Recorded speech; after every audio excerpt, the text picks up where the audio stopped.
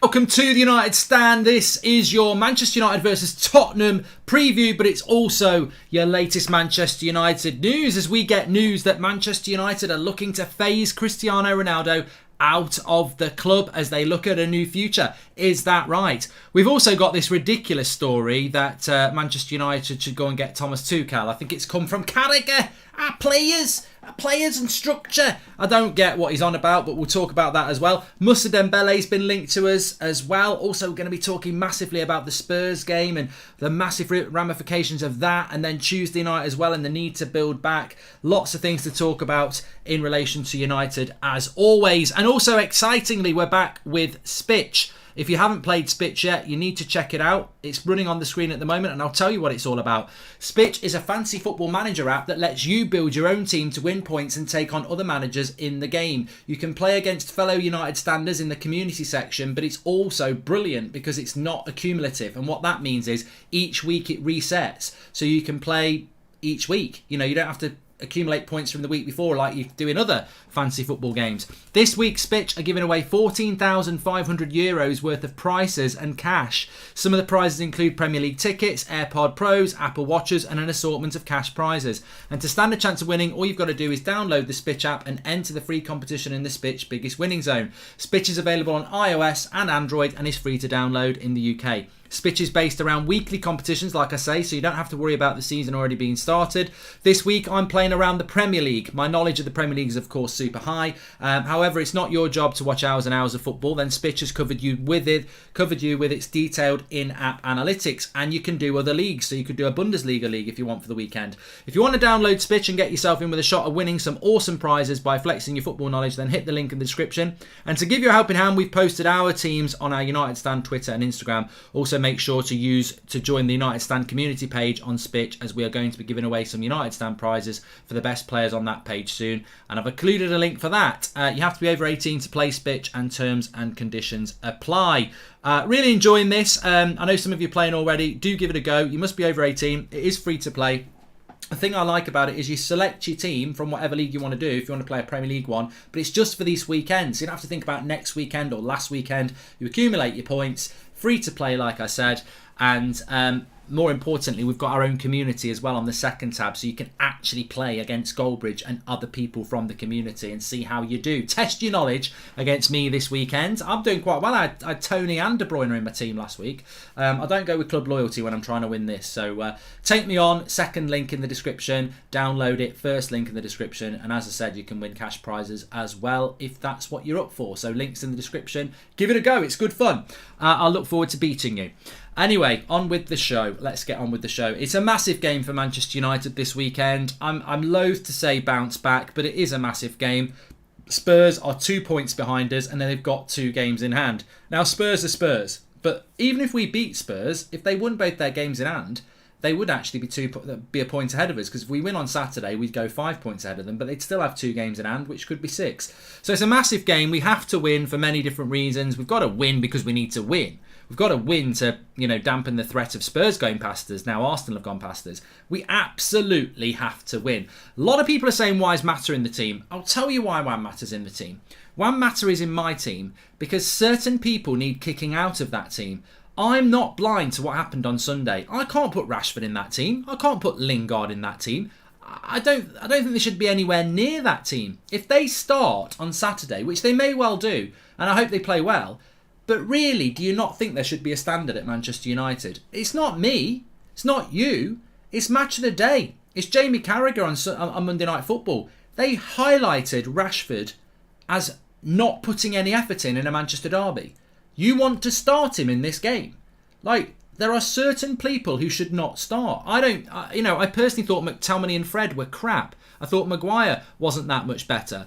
They're not starting. It's as simple as that. I would not put them in the team. There has to be recourse for bad performances. I wouldn't start Lindelof, to be honest with you. I don't know whether anyone would dare play Eric Bailly, but I wouldn't start Lindelof. I'd just put him there because I think Lindelof and Varane are our best centre-backs. So ultimately, I think Matic comes in, Mata comes in, and obviously Pogba plays with Bruno in the midfield 3. And that's why. And look, I'm not Mata's biggest fan, but I think that the way Spurs will play will be on the break. So we're going to be playing higher up the pitch. So I would give Mata a run out. He won't do it. It will probably be Rashford, which is disgusting. There has to be consequences to that sort of performance. You could put Elanga in there, but I just feel with Elanga, United are in a bad place at the moment, and is it fair to keep picking a young lad if it goes wrong? You don't want to impact on his confidence. He looked a bit out of his depth against Man City last week, and that's why I thought a bit of experience. But a lot of people are saying Elanga. I get that. I do understand that, but I'm just a little bit worried about Elanga and his youthfulness, and I don't want to damage his development by throwing him into a game which could get quite toxic. If we're losing 2-0 with half an hour to go on Saturday evening, it's going to get quite toxic, isn't it? Because we can't afford to lose this game. Anyway, I'll come back to Spurs in more depth in a minute, but I did just want to hit a couple of stories which sort of feed into this. First of all, obviously the Chelsea story. There's been a bit of a link to Tuchel, Thomas Tuchel. What a load of shite. I do not know why this is being spoken about. I've done a video on That's Football about the Chelsea situation this morning. I think Jamie Carragher's come out and said United should go and get Tuchel if he leaves Chelsea, and I think some United fans have gone and got quite excited about that. No, it's not going to. There's two things really. One, I don't think this is going to be as bad for Chelsea as some people are pretending it will be, and two, there's a thing called loyalty. As if Thomas Tuchel's going to see the sanctions and go, get me to Man United now.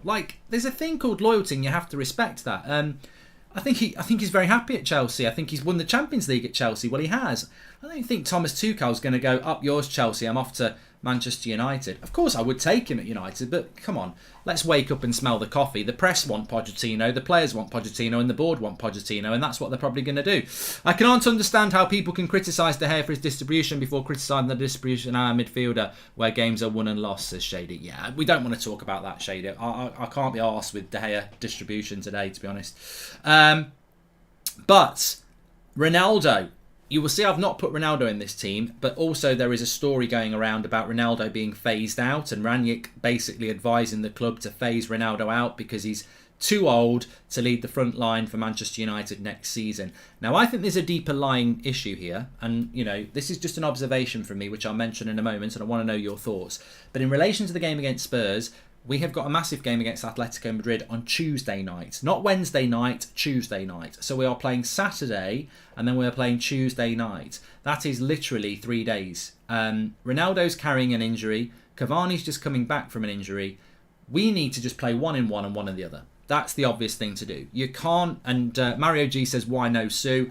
Because I'm intelligent. No, because I just think this is the way to go, and I think Rangnick will do this.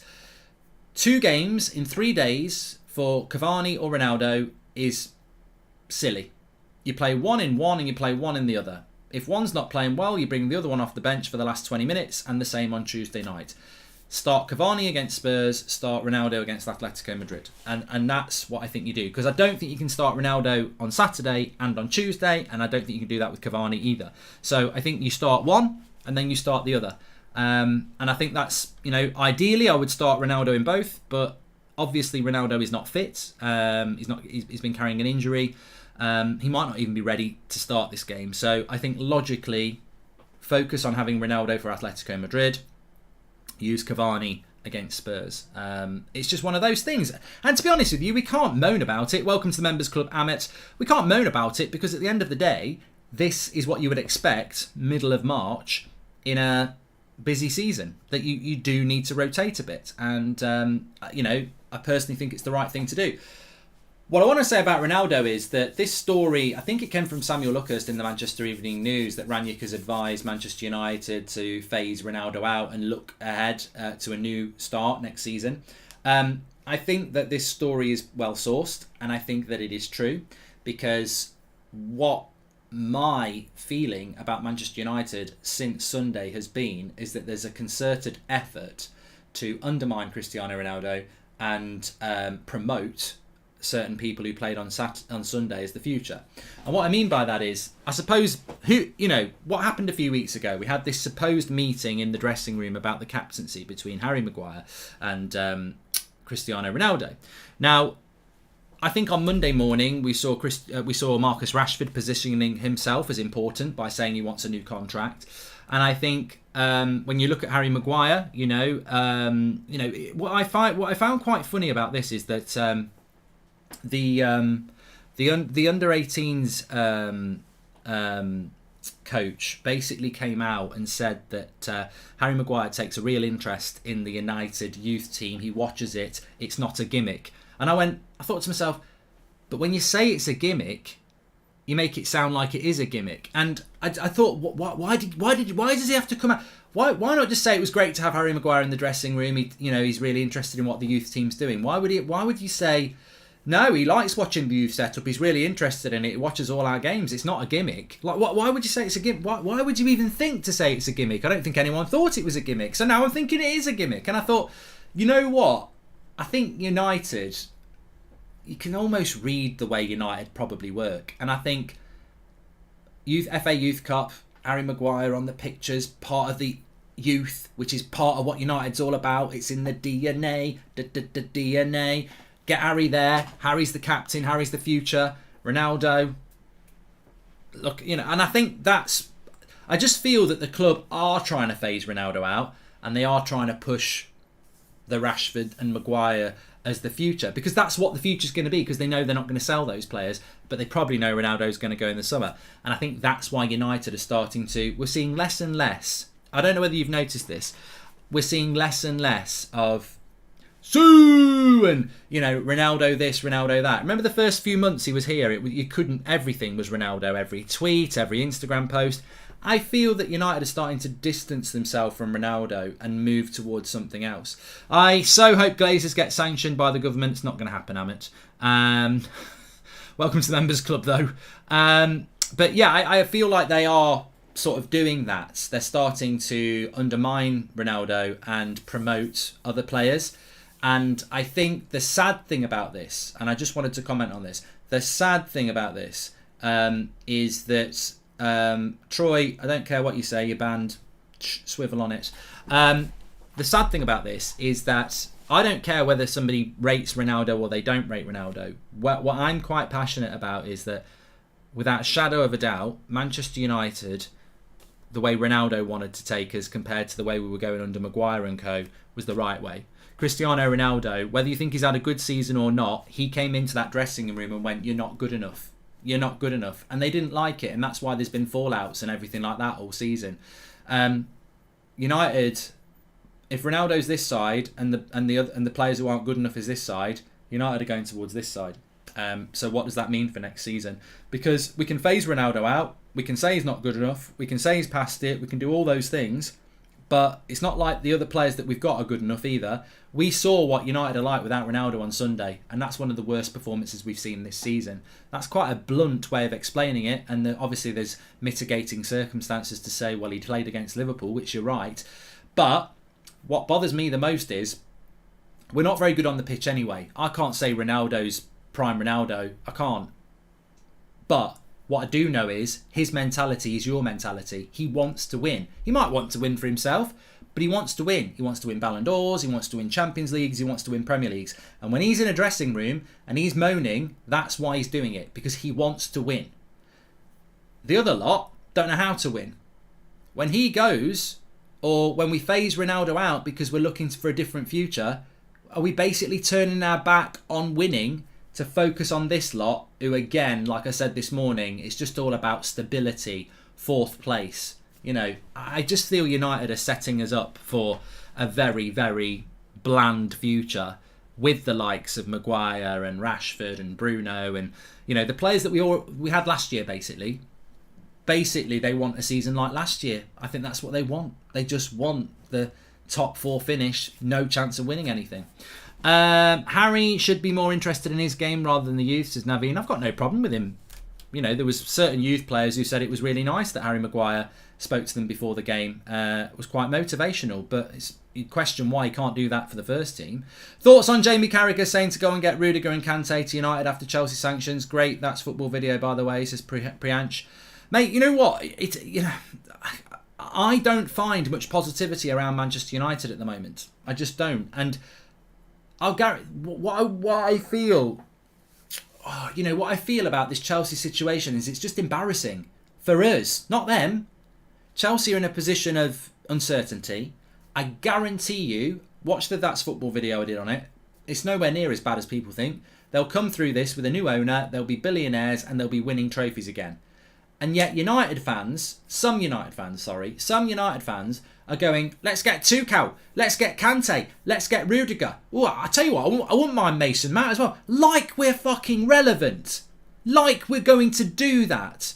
Like we are in a much worse position than Chelsea. And there are fans going, yeah, Chelsea are finished. Let's get him, let's get him, let's get him. Why would they want to come to us? And it won't happen. Take your feeling towards Chelsea if you think they're finished, and then realise what we are.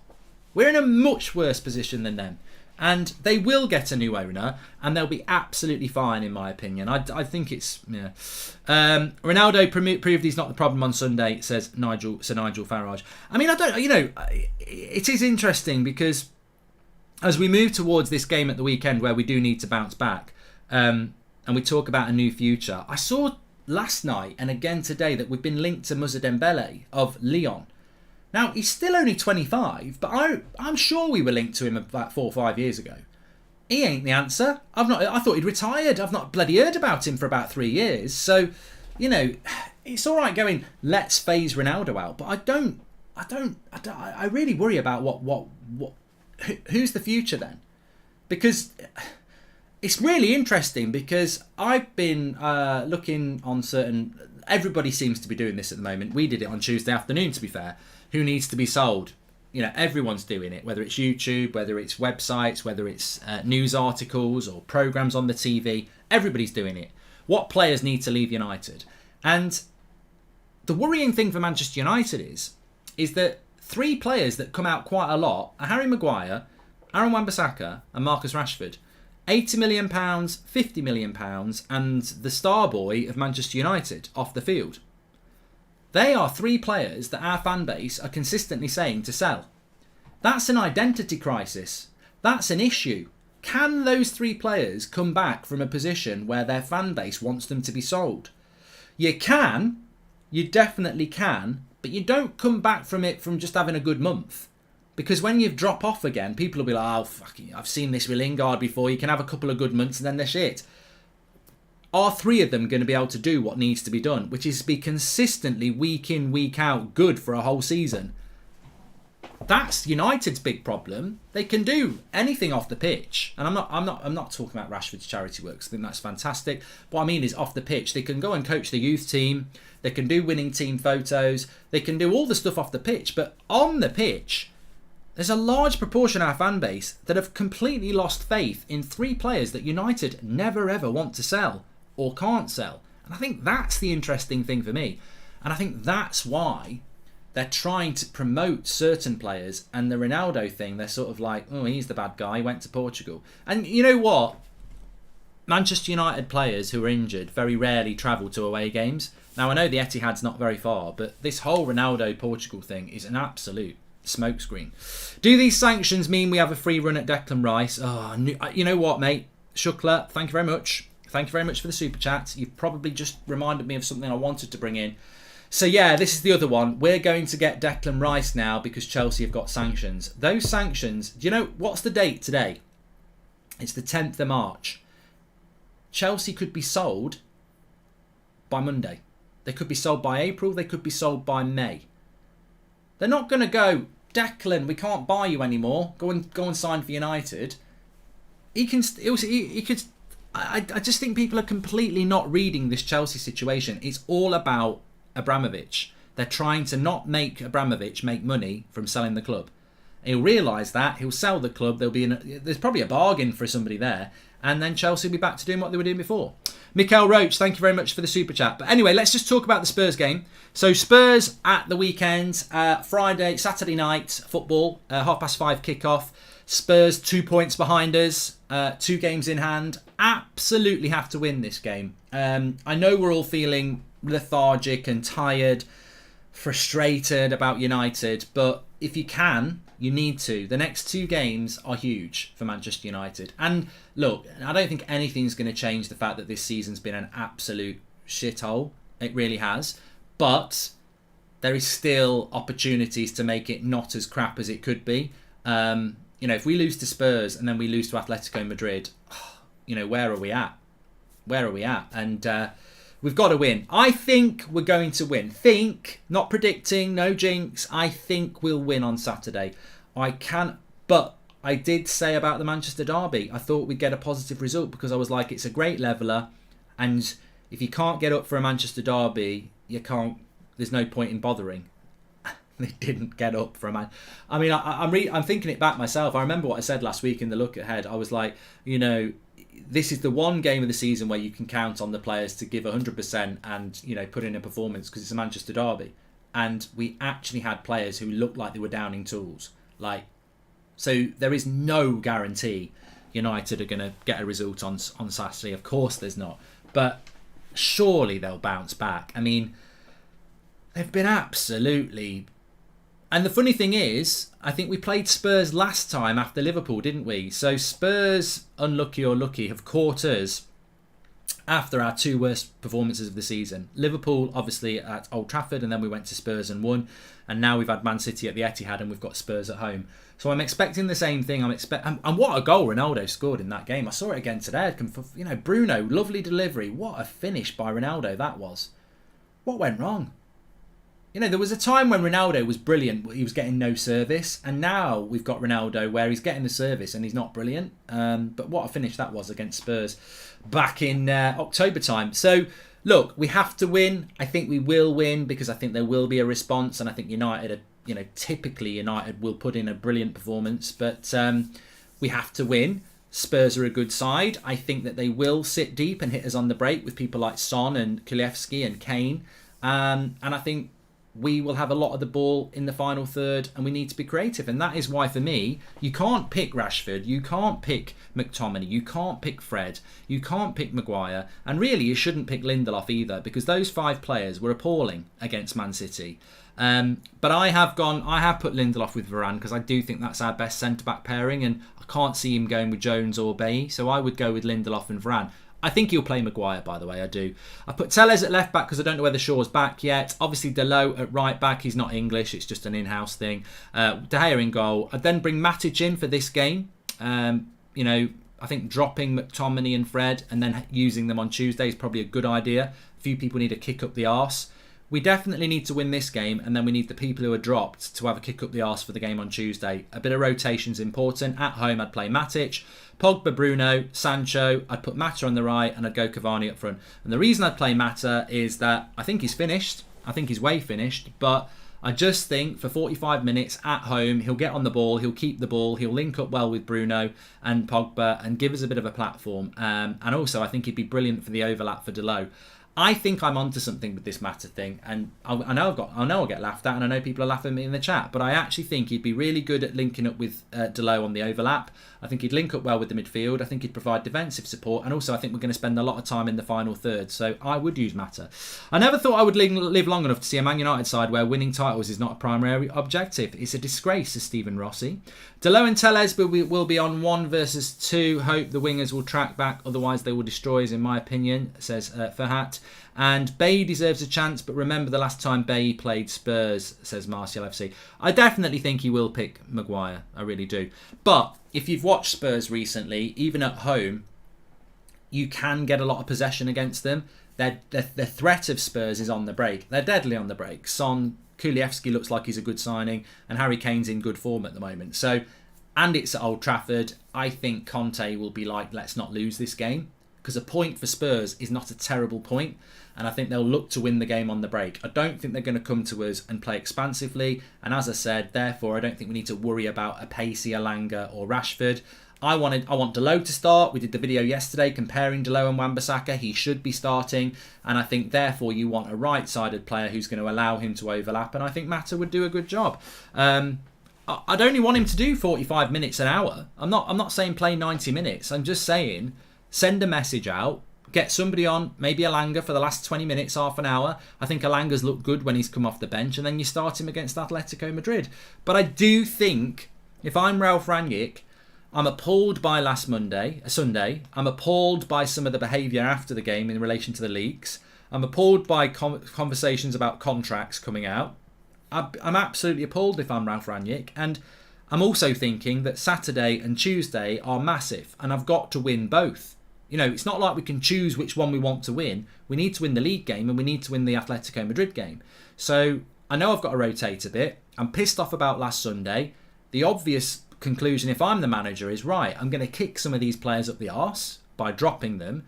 But in the back of my head, I know I'm going to pick some of them again on Tuesday. And that's why I'd go with that team, because the Rashfords, the Freds, the McTominays, the Maguires, they're all like, oh my God, I've been dropped.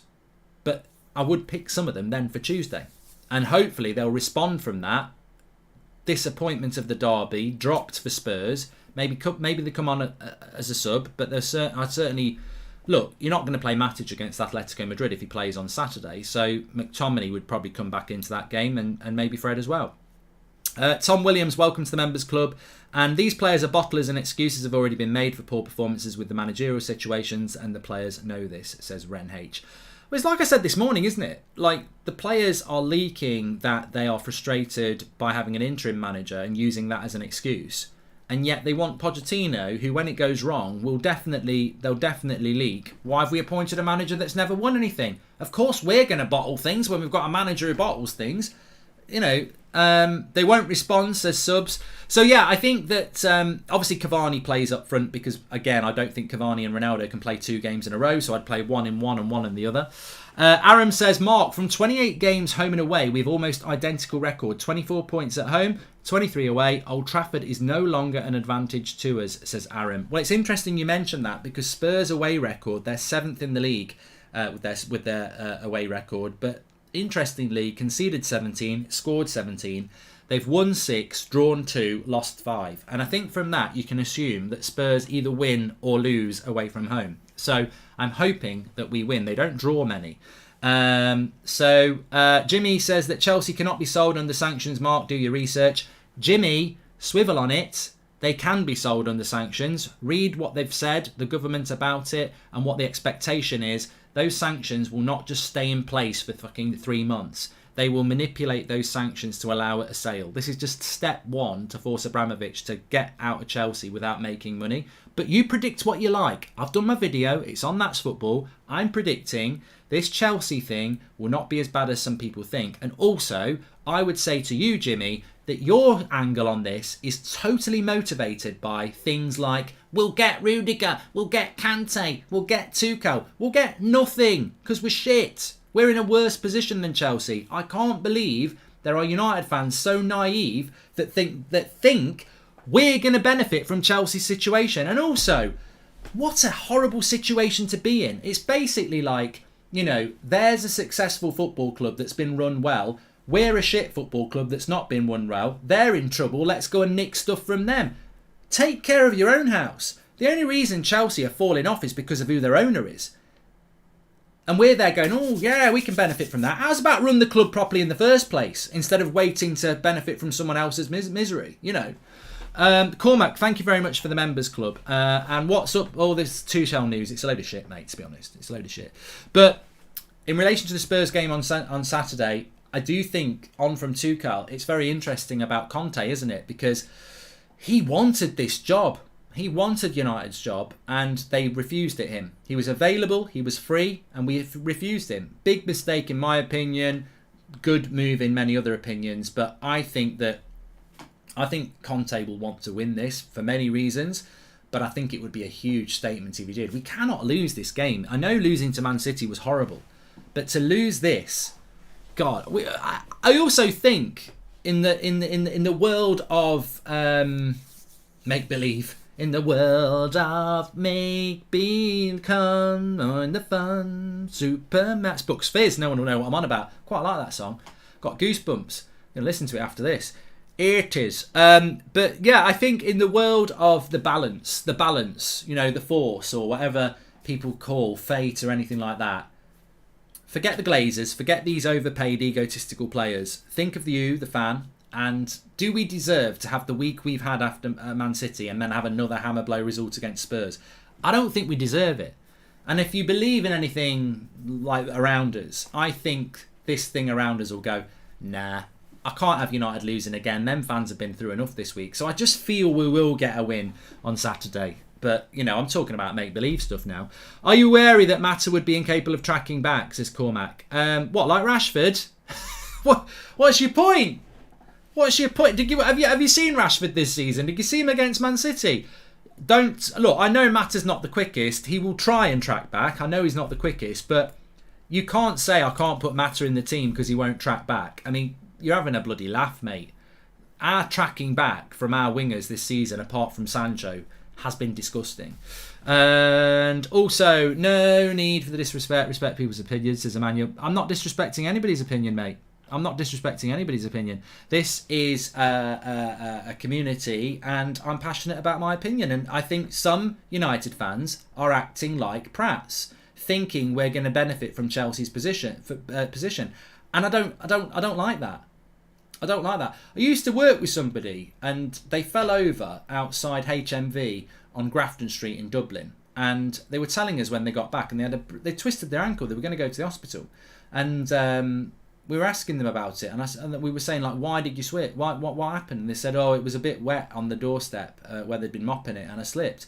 And somebody went, where there's blame, there's a claim. And the person said, I don't believe in benefiting from things like that.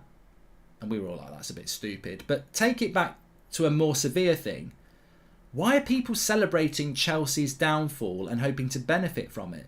You know, it's like your neighbour that you know and like. Well, we don't necessarily know and like Chelsea, but it's like your neighbour falling on hard times and going bankrupt. And then everything that they've got, whether it's their car, they're selling it really, really cheap. And you're running around there hoarding it all like this. It's like, have a bit of bloody class.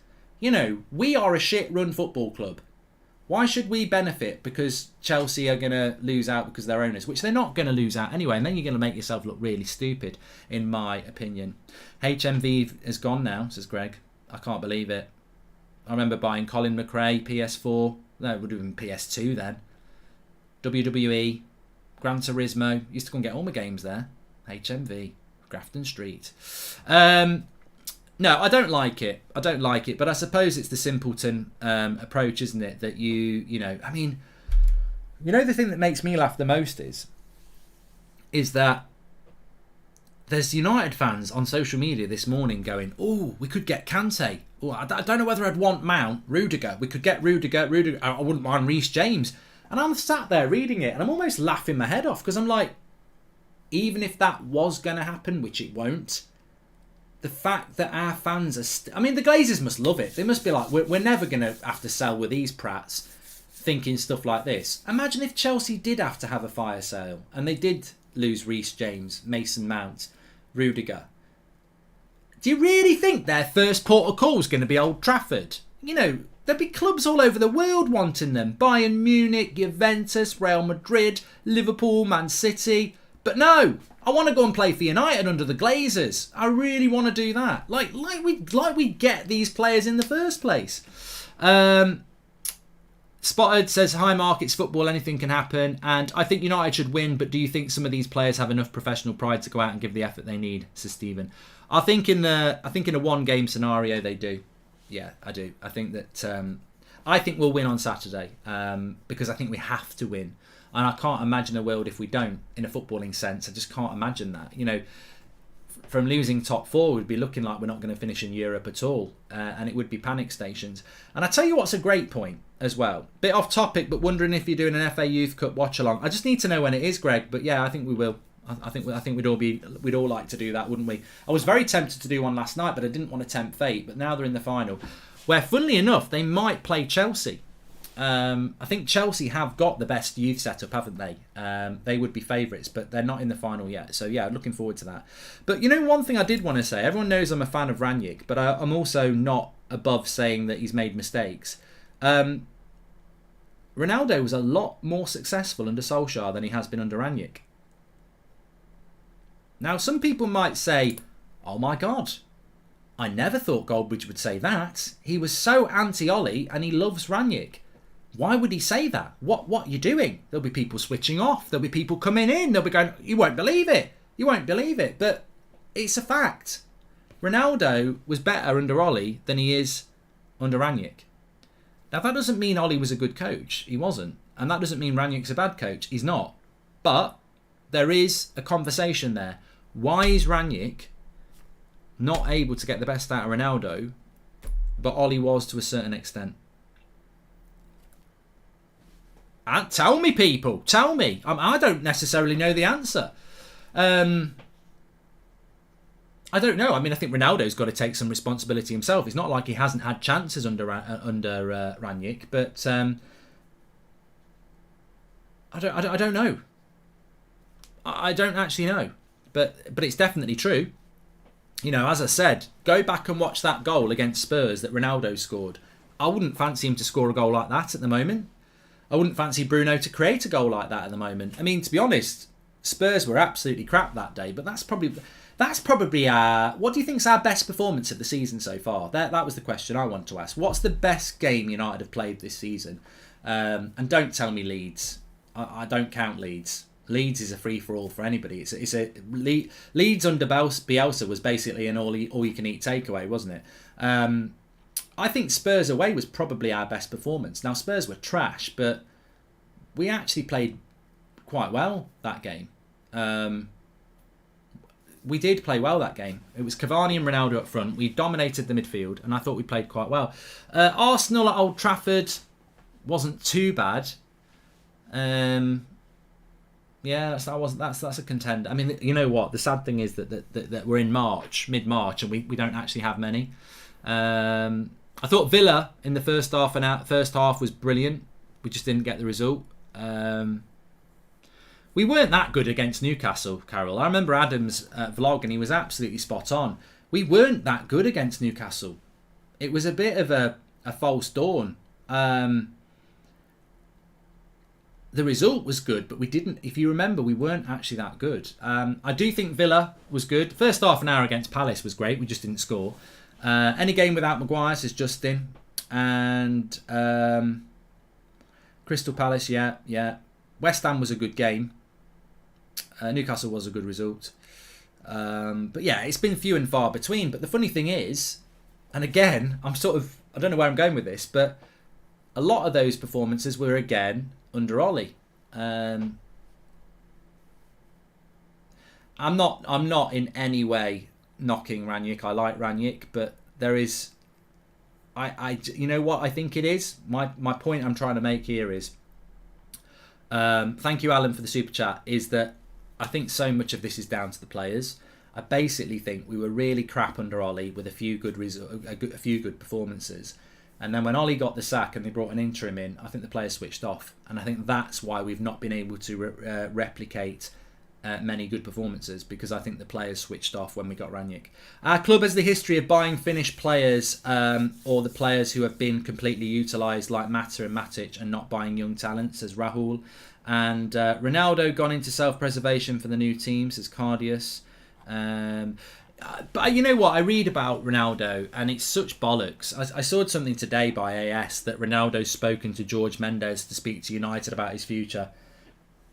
Ronaldo doesn't talk about his future till the summer. And that's why he's always been so good, is because, you know, being good is not just being mentally good. Not just being physically good, it's mentally good. And Ronaldo focuses on what's going on in the now. He's not talking to anybody about the summer. He's focused on United. I think Mendes is probably starting to think about the summer, because they ain't staying if we're not in the Champions League, and that's looking highly likely. So Ronaldo's departure, I've always said it. I said it even back in November. If we don't get top four, he'll go. And I still think he will go. But I don't think it's good for the identity of the club. I really don't. I think it's a missed opportunity. They should have gone all in on Ronaldo. They should have made him the captain. They should have built the team around Ronaldo for 2 years and then developed the team underneath him. Again, I feel lied to, because it's the same thing with Rangnick. The only 2 times I've been really positive this season was when we bought Ronaldo and then when we got Rangnick. And the reason I was positive under Ronaldo was because I thought, well, he's going to be here for 2 years. He's going to be the focal point of the team. He's world class. He's won everything. He knows everything to know about the game. He's done everything. He's got the elite mentality. He'll call out people who don't have the elite mentality. And if he's got the ear of the manager and the board, he will tell them what needs to go on in that dressing room to change the mentality in that dressing room. He'll effectively be the leader, and we'll build the team around him for 2 years. And he will decline, but for 2 years people will develop underneath him, and people will be brought in, and will basically build a team in a future with Ronaldo, and over 2 years, and then he'll go, and then that team will have learned that mentality off him, and I thought that's what's going to happen. And then when we got Rangnick, I was like, well, he'll come in as the interim. He's then going to go upstairs for the next 2 years. So he'll start at the bottom. He'll see the problems. He'll tell the board. He'll move to the board. A new manager will come in and we'll build. And that they're the two things that have made me positive this season. And neither has happened. Ronaldo was brought in. We'll keep the same leaders in the dressing room who will all fall out with each other. Nobody really wants to learn from him. And also, it's just got very toxic. And now the club are looking to lose him in the summer. And Rangnick comes in, they don't listen to him. He's not allowed to buy anyone in January. He's told he can't sell somebody who wants to go. And none of the players are listening to him either. So we've almost... Typically, United have missed 2 golden opportunities to really move the direction of the club where it needs to go. A player like Ronaldo for 2 years to steer the ship in the dressing room and nurture and move us in the right direction. We've ignored that and allowed it to turn into something else. Rangnick... come in at ground level, move up through the levels, build the club. We've ignored that as well. It's the 2 things that I was positive about, and they've not. It's just poor management, isn't it? There's too many negative influences in that club that ultimately, maybe that was the plan with Ronaldo, maybe that was the plan with Rangnick, but there's evil in that football club that's not allowed it to happen, and it's a shame. Kevin G wants me to talk more about Spurs. What can I say about Spurs? We've got a poll. What will the result be at the weekend? We've had nearly 10,000 votes. I can tell you 45% says United will win, 22% say draw, and 33% say Spurs will win, which is quite close. Spurs are a threat. I think Harry Kane looks in form. Son looks in form. Kulevski looks good. That Bentancur, he looks like he's settling in nicely. But Spurs are Spurs. I've seen Spurs annihilate Everton the other night, and I've seen Spurs get played off the park at their own ground by Wolves and Southampton and beaten by Burnley. Spurs are Spurs. You just don't know what you're going to get with them, which is dangerous because you don't know what you're going to get with United. So it's a very hard game to predict. What I would say is, and this, I don't want to depress people here, but if I was to tell you the situation with the Premier League, if we win, we go back to 4th place, 2 points ahead of Arsenal, who play on Sunday, but would have 4 games in hand. Yeah, so we'd be 2 points ahead of Arsenal, and they'd have 4 games in hand if we win. If we lose, Spurs would go ahead of us.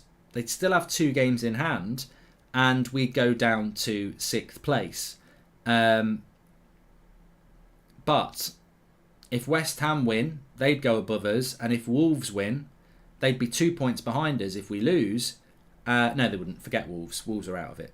Wolves, don't worry about Wolves at the moment. It's not that bad. But we'd be petering on the edge of Conference League football basically if we lose to Spurs. So we can't afford to lose to Spurs. We've got to find a way of winning against Spurs.